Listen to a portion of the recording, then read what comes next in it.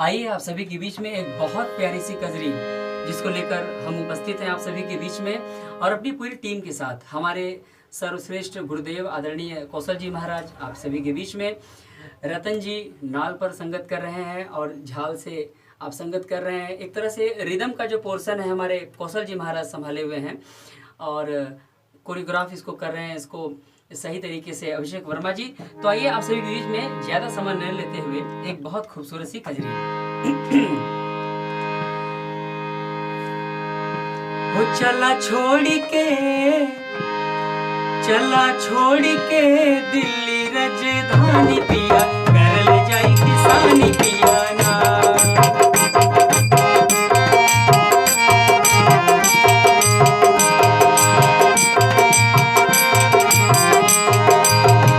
चला छोड़ के दिल्ली राजधानी पिया करल जाई किसानी पिया ना। चला छोड़ के दिल्ली राजधानी पिया करल जाई किसानी पिया ना।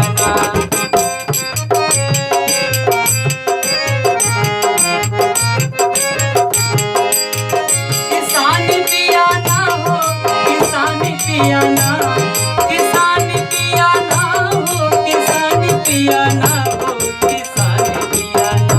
चला छोड़ के ओ चला छोड़ के दिल्ली राजधानी पिया करल जाई किसानी पिया ना।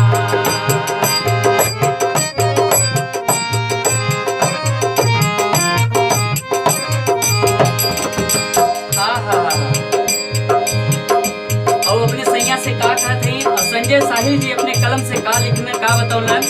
आइए सुने के। करल जाई जब किसानी मिलके दोनों परानी,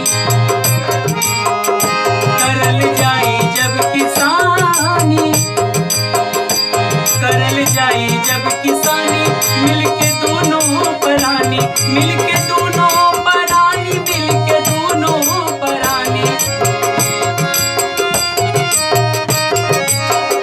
मिलके दोनों परानी, मिलके दोनों परानी। कोई सफल हमरो तोहरो जिंदगानी पिया करल जाई किसानी पिया ना। कोई सफल हमरी तोहरी जिंदगानी पिया करल जाई किसानी पिया ना।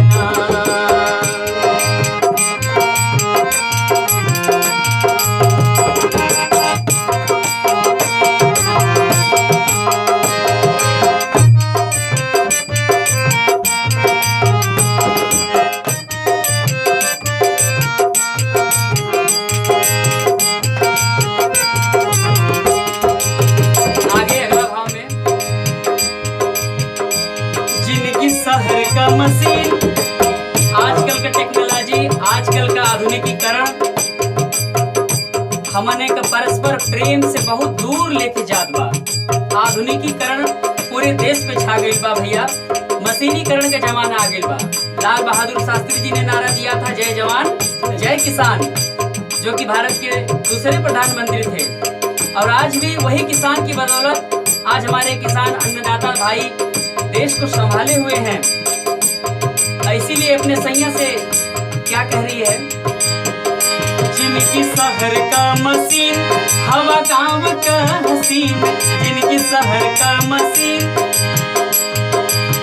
हवा गाँव का, हवा गाँव का हसीन, हवा गाँव का।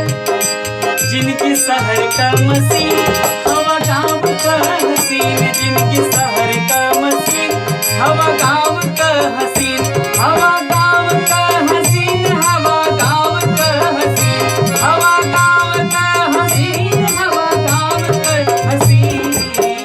और गाँव में क्या होला हमारे गुरुदेव जी जानते हुए हैं, ग्रामीण अंचल का सहारा लोग लेते हैं तो क्या होता है।